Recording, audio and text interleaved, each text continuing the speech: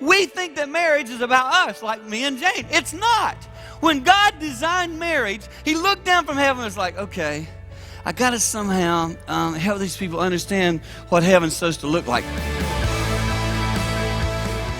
Welcome to the Focus on the Family broadcast, helping families thrive.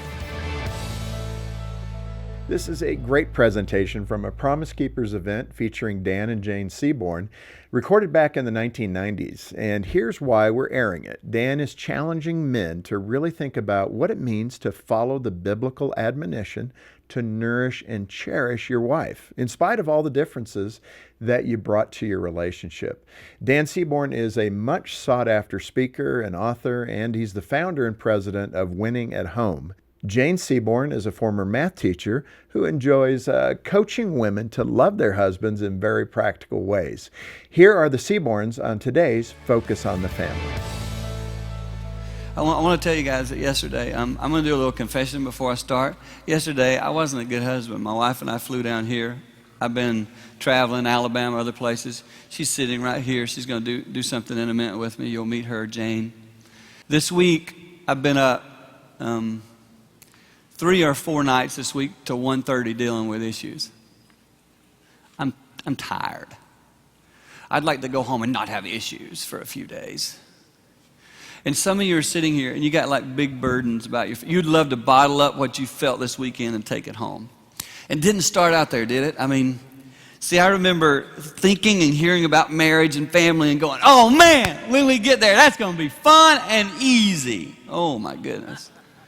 Because I remember the first girl I ever dated, I thought I was going to marry. That's the unity candle that represents unity. I thought I was going to get the unity candle with the first girl I ever liked. She was a pretty girl, man. Sanja. Her name was Sanja.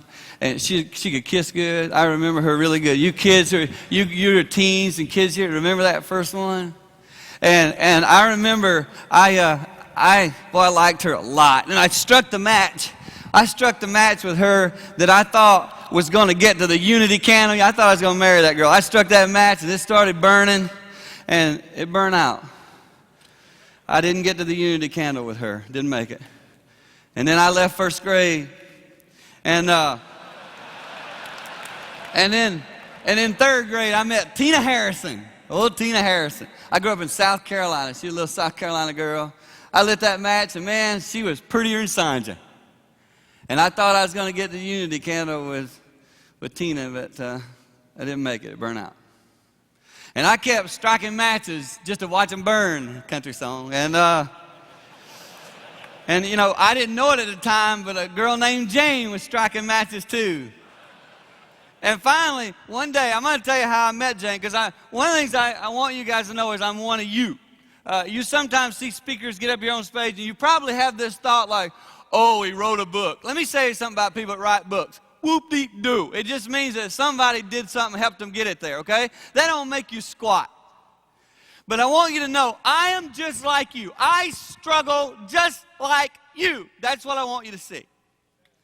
And so I want to tell you how I met my wife, because, you know, you probably look and you go, oh, I bet he was out praying and the Lord brought her walking up to him. Nope. We were in college, and she was at a vending machine, and I couldn't even see her front side. She was at the vending machine, and she had put her money in, and obviously the thing wasn't working, and it didn't do it right, and it dropped it. You know when it gets hung up in there? And the first time I saw her, she was reaching up like that right there. And I walked up, my buddy David Hyatt was walking. It's a true story. I don't lie when I speak, okay? I'm walking with my buddy David Hyatt, lives in Pickens, South Carolina. I was walking with David. I said, whoa, whoa, whoa. And I looked over, and this girl, I didn't know who it was at the time, but she was standing there getting that thing out of that vending machine. And I said to David, I'm going to go over there and help that girl, and if the front matches the back, we're good to go. That's what I said.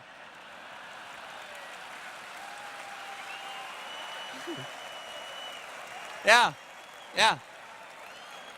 So don't walk up to me and say, oh, Mr. Spiritual Guru. I didn't start out spiritual. And I struck that match, man. That girl, I talked her into it. We went out on a date. She didn't want a date. She said, you've heard this. She said, I just want to be friends. I hate that, man. But I tricked her finally and got her to liking me. And we struck a match. And we lit our unity candle.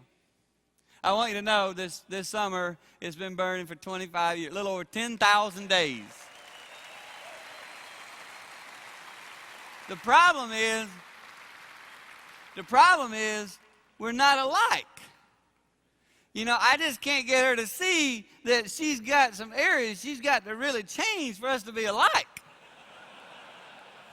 In fact, I'm asking my wife to join me out here for a second. Help me welcome Jane. I want to just show you how different we are.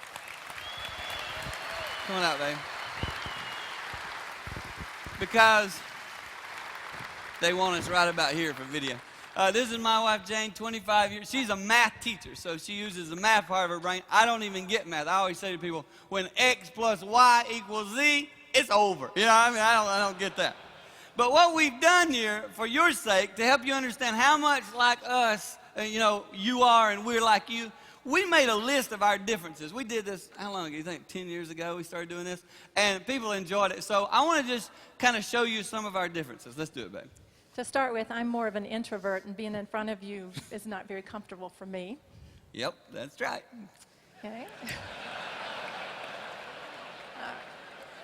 But I told her if she'd do this, I'd take care of her later. So she's willing to do it. Just kidding. Just kidding, just kidding. I like hot tea. I like sweetened iced tea. I don't like to be sweaty. Oh, I love to sweat. To me, yellow lights mean you're supposed to stop. To me, yellow lights mean floor it, baby, floor it. He drives way too fast. She drives way too slow. And I keep both eyes on the road when I'm driving. I keep both my eyes on her when I'm driving. And Dan drives too close to the car in front of him and too close to the center line when he's driving. And Jane drives too close to the center of every pothole in the stinking road when she drives. You got a wife like that? I'm like, honey, didn't you see it coming? I like grilled chicken. I like my chicken deep fried in Crisco oil and covered in shake and bake. We got to do a women's conference sometime so all the women will cheer for your stuff. I like, whenever I stand in front of the mirror, it's to primp and get ready. I'm flexing, man. I'm checking it out, you know. And I like for things to stay the same. Yeah, I change something every day. It's just my style. Yeah, and when we disagree, he wants to just talk it to death. And she's the one that gets really quiet, and that just drives me crazy. When we golf, I'm patient with groups in front of us if we have to wait. I like to sting a ball right off their forehead, man. That ticks me off. Hurry up, hit the ball. You're no good. That's why you're so slow. I like to go to bed early. I do too if she's up for it.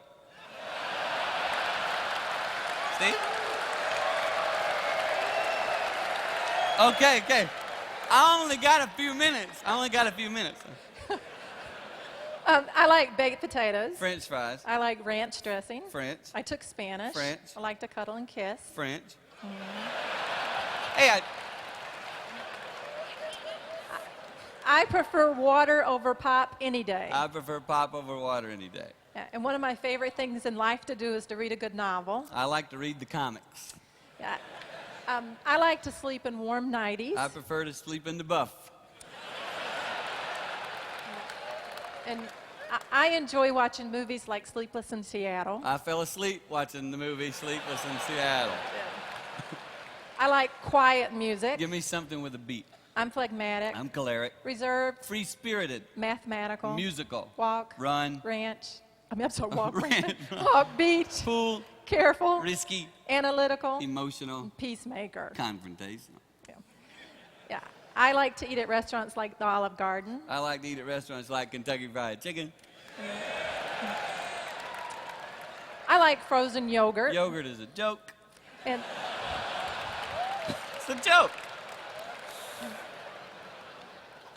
I wouldn't say I'm good, but I'm okay around the house with a tool. She's very good with tools. I'm actually not good with tools. You're good with tools.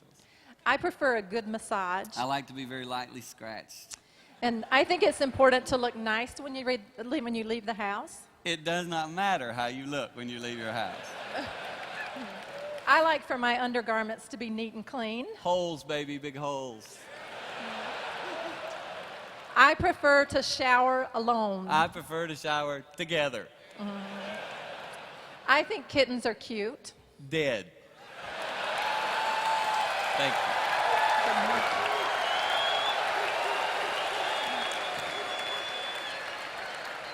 I always iron my clothes. Wrinkles are cool.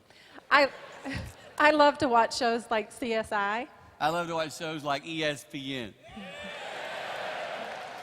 I prefer small groups. I like a big crowd. And I would never, ever yell at a ref at a ball game. You know, somebody's got to tell those clowns when they're wrong, you know? Sometimes if we're at a game and like I'm yelling at a ref or something, you know, hardly ever do it. When I do it, Jane will be like, honey, they recognize your voice, you know, because I do radio and stuff. And so I'll go, you ref, you're an idiot. Change your voice, you know. If you're a ref, God bless you. Thanks for your ministry. I'm on the word. When I see a sign, I follow the rules. I don't even see the signs. When I'm sick, I don't whine. I don't mean to, but I'm neater when I'm sick. I don't think that physical intimacy needs to be such a big focus in a marriage. I agree. I think once a day is plenty.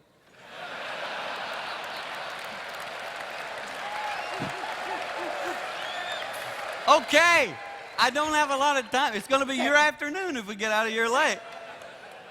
Sometimes his parents drive me crazy. Ditto. I will stop and ask for directions. God had blessed me with an internal compass.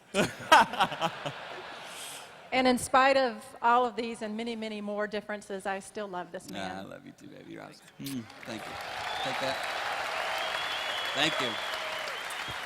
Well,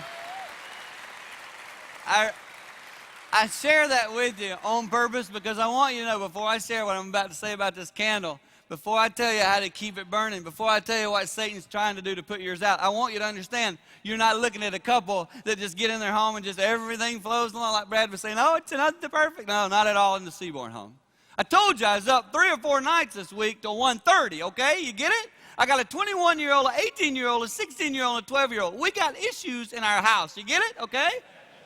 So I'm trying to help you understand I relate to your life. And so what I have to do is instead of saying, Dan's got the answers, instead of saying that, I want to show you what's happening in our society. I want you as a group of guys to step back for a second, and I want you to look at your life. Because some of you are 12 and you're striking matches. Some of you are 21 and you're thinking about that girl. You're dating her and you're really close to asking her. Some of you have been through 5 divorces. I don't know, but somebody here's been divorced 5 times and you're going, what's wrong with me? How can I do it? Well, the first thing I want you to know is that candle that's burning up there, I want you to get this. This is real important. You got to step back and see it. We think that marriage is about us, like me and Jane. It's not.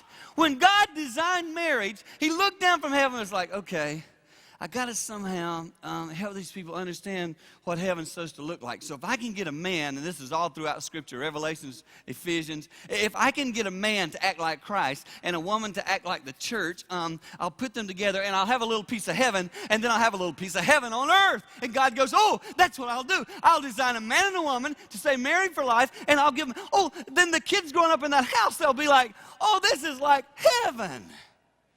And so Satan said, you know what I'm going to do? I'm going to cause divorce, and I'm going to tear this family to shreds, and I'm going to help kids learn what it is to grow up in hell on earth. And let me just ask you guys a question here, okay? Listen, would you say that your home, as you look at it, would you say it's more like heaven or more like hell? I'll be honest with you and tell you, there are days I feel like mine's just a little piece of hell. But my goal is, as a man, listen to me, you guys sitting in this room, listen to me. You're the owners of the responsibility of loving your wife and children in awesome and crazy ways, okay? And I'm going to show you right now. I'm going to have to do it really quick here.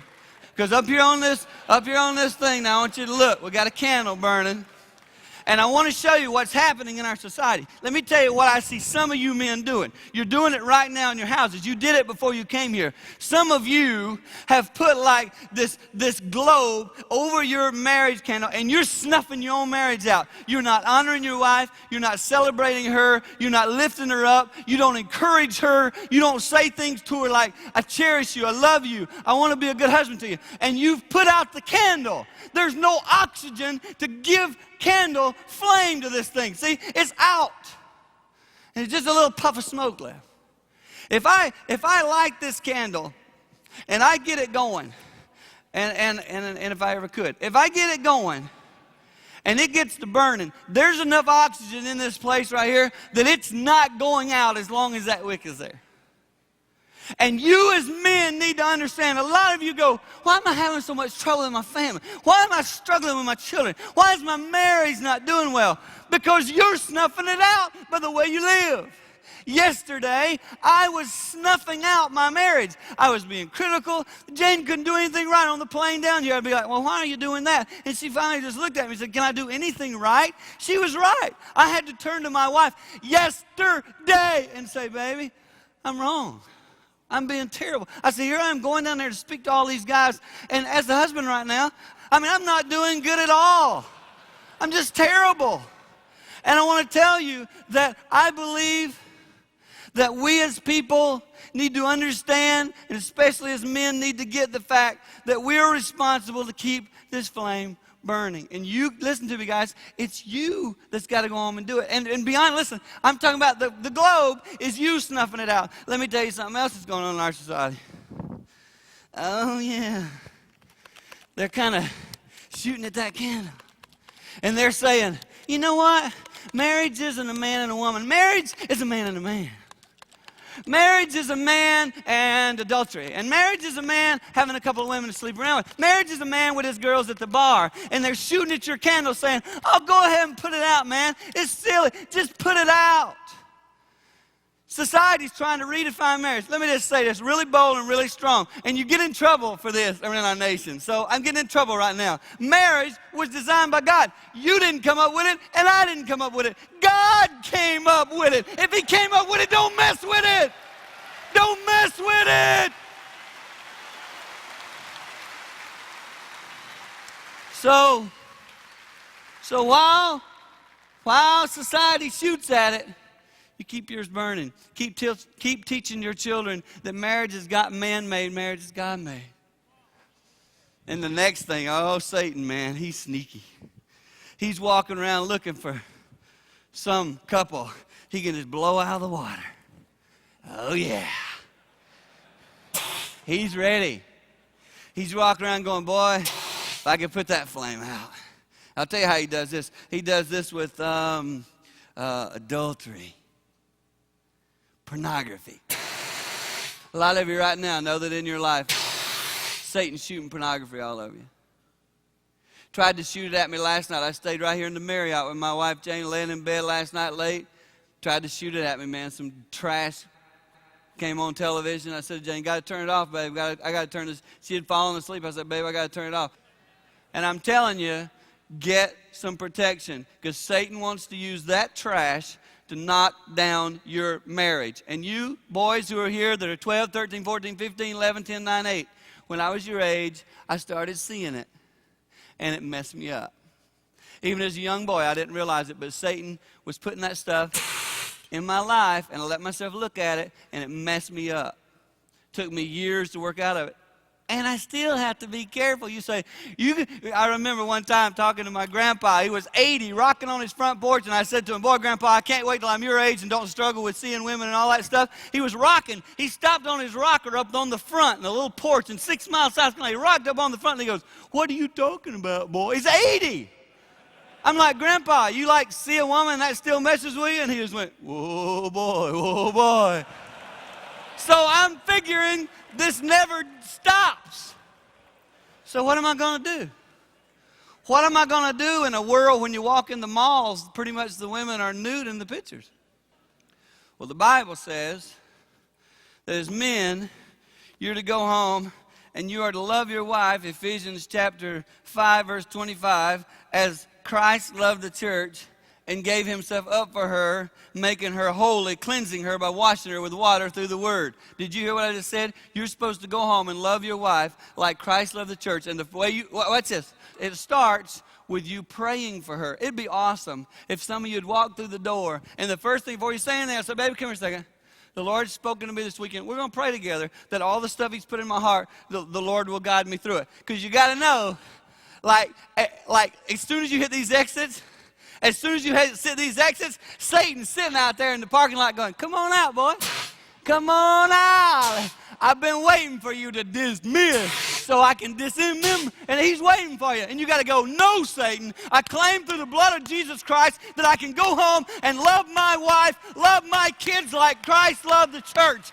That's what you got to do.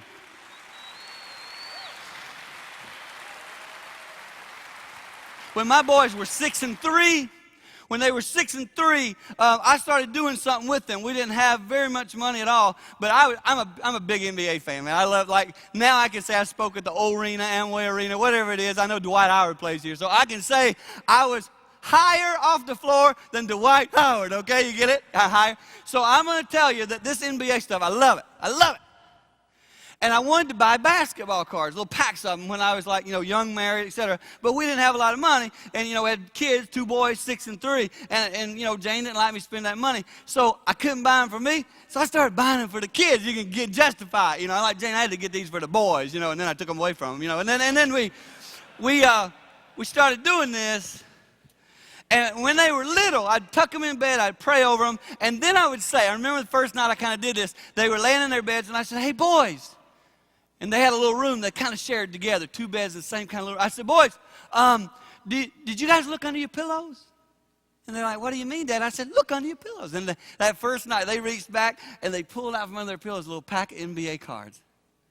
And, man, we would run over, we went over to Alan's bed, and we opened those cards up, and it was a festival. I mean, it was like, did you get a Michael Jordan? It was a big thing, getting a Jordan, So we opened those cards up, pull them out, we looked through them, and if you got a Jordan, it was like, couldn't even sleep, so excited. So we did this for a long time, for years. Those boys are 6 and 3, and I did it for years and years and years, so much so that Jane knows this is true. When we would move, we'd be like, what are we going to do with all these cards? Because we had a lot of cards.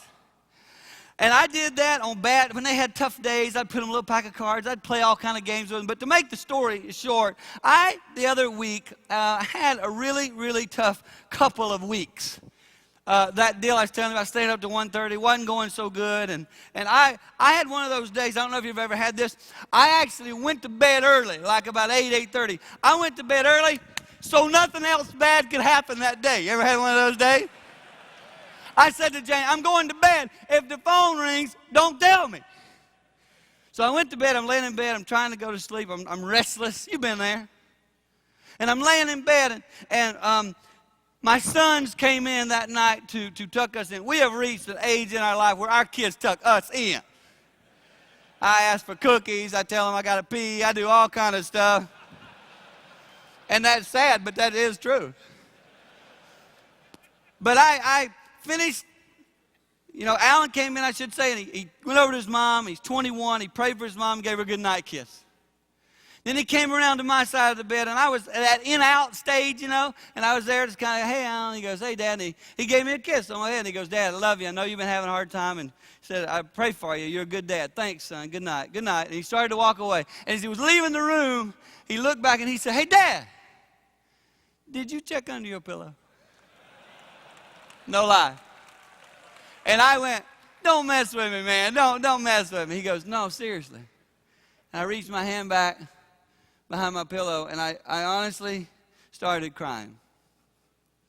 And I pulled that little NBA pack out from behind my head, and he had written a note on it that said, hey, Dad, I know you've been having a tough couple of weeks. I wanted you to know that you're an awesome dad, and I love you. P.S., don't ever forget to check under your pillow. That's what the little note said. I started crying like that. I mean, it was awesome. And I said, well, come on, sit on the bed with me. Let's open them up. So he came and he sat on the bed when we opened it up, didn't get spit. And we sat there. But you know what? It didn't matter. It didn't matter. Now, here's why I told you that little story. Listen to me very carefully. 4 weeks ago, that 21-year-old boy stepped on a bus and moved to South Africa. I won't see him for 1 year. He's going to work with AIDS orphans. And he got on that bus, and I started crying. A big bus came through, several people driving to the airport, and I'm standing here crying like a baby. I had, by the way, snuck a pack of NBA cards in his suitcase. He didn't get anything. And so he's standing on the bottom ledge of the bottom step to get on that big bus to go, and I'm out here standing by the car, and I'm waving, and I'm crying. I'm crying hard. My wife, Jane, the one you just met, she walked up. She put her arm through my arm. She's crying like crazy. She put her arm through my arm, and then she said this to me, honey, we've tried to stay married and give him a good example. We've loved him all these years, and we've worked for 21 years to give him to God. Let's let him go. And we cried together, and I said to my wife, I said, baby, we've given him a lot of things. I've given him cards. We've given him this. We support him to go to Africa. But I think probably one of the greatest gifts we ever gave him. You ready? That flame's still burning. And today, I'm not stupid. I know some of you are single parents and you'd love for your flame to still be burning. I want you to understand that your witness as a parent, even through a divorce, is huge. Single parents are some of the greatest examples of Christ I've ever seen. And I want to tell you today that my challenge for you is that the Lord would help you. Listen to me. The Lord would help you go home and be men who keep the candle burning. Listen, stay married for life. Well, we're going to have to end it right there. And what a great message from Dan Seaborn and his wife, Jane. Our thanks to our friends at Promise Keepers for letting us share this message with you today. Now, let's wrap up with some follow-up resources for your marriage. I'd encourage you to get a CD of this presentation from Dan. It will have some extra content that we weren't able to include today. We'll send that out to you for a gift of any amount as you join our mission to help marriages thrive. And come visit us online. You'll find a free marriage assessment that you can take. It's a 10-minute survey that will really help you see the strengths and weaknesses in your relationship. And then you'll be directed to resources that will help you improve those areas of weakness. It's a great learning tool designed by our very own Dr. Greg Smalley. So look for the marriage assessment when you visit our website. And then finally, if your marriage is in serious trouble, I want to encourage you to consider attending a Hope Restored 4-day intensive. Our talented counselors will help you get to the root of your issues and learn a better way to communicate. It's an incredibly effective program with an over 80% success rate when we survey those couples 2 years later. So remember, Focus on the Family is here to help you. So please reach out to us. Request your CD of this presentation featuring Dan and Jane Seaborn and make a generous donation when you call 800, the letter A in the word family, or you'll find the link in the show notes. On behalf of Jim Daly and the entire team, I'm John Fuller, thanking you for joining us today and inviting you back next time as we once again help you and your family thrive in Christ.